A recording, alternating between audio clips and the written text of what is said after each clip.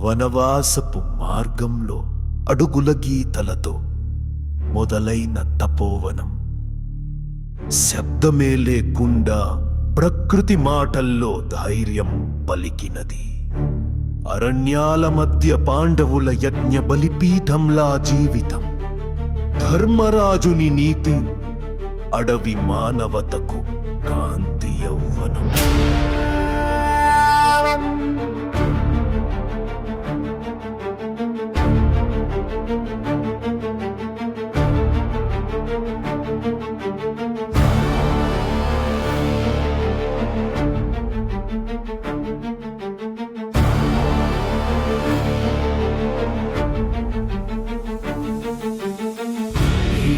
గుండె పొగరులో కాకుండా పరిరక్షణలో మెరిసింది. రాక్షసుల నాశనం, వనజీవులకు రక్షణ ధ్వని, విపత్తులోను విందునివ్వగల శక్తి, ఆత్మవిశ్వాసం అతని బలము. భీముడు భగవద్భక్తితో మారిన మార్గదర్శకుడు.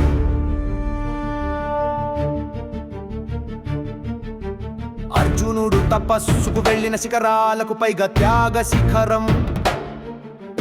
ఇంద్రునితో ఆధ్యాత్మిక సంభాషణలధ్య గొప్ప యుద్ధ ప్రాప్తి. గాంధీవాన్ని ధర్మాన్ని రక్షించేందుకు సిద్ధం చేశాడు.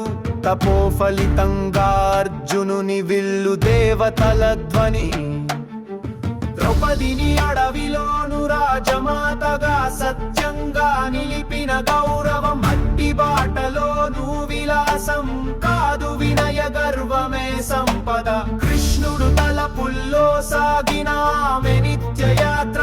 శక్తివంతమైన స్త్రీగా ఆమె చరిత్రలో నిలిచింది.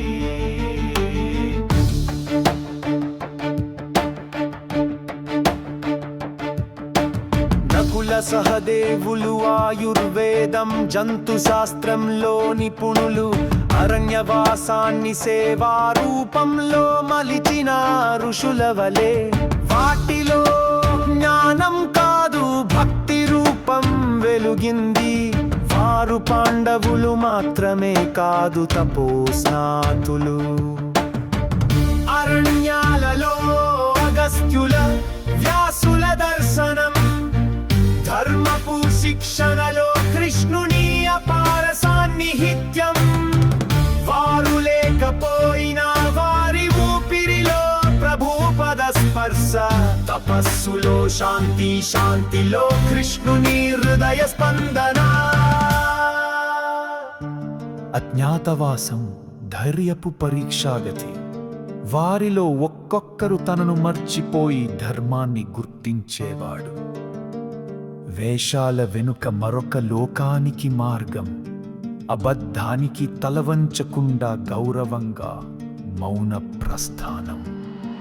వీరుల హృదయాలలో పిరికితనం కాదు మౌన బలం. శత్రువుల మధ్య నిజాయితీగా నిలిచే విశ్వాసం. తమను కాకుండా తమ ధర్మాన్ని బతికించడానికి చేసిన దీక్ష. అజ్ఞాతవాసం కాలాన్ని ఎదిరించిన సమయయాగం. కృష్ణుని ప్రతి ఊపిరిలో వారికి సందేశం. వారు ఎక్కడా ఉన్నా ఆయన ఆలోచనల్లో దివ్య జ్వాల. అరటి ఆకులపై నిద్రలోను ఉన్న మహాయోగాలు. దేహంలో మార్పు లేకుండానే మనసు బ్రహ్మమయే గమనం.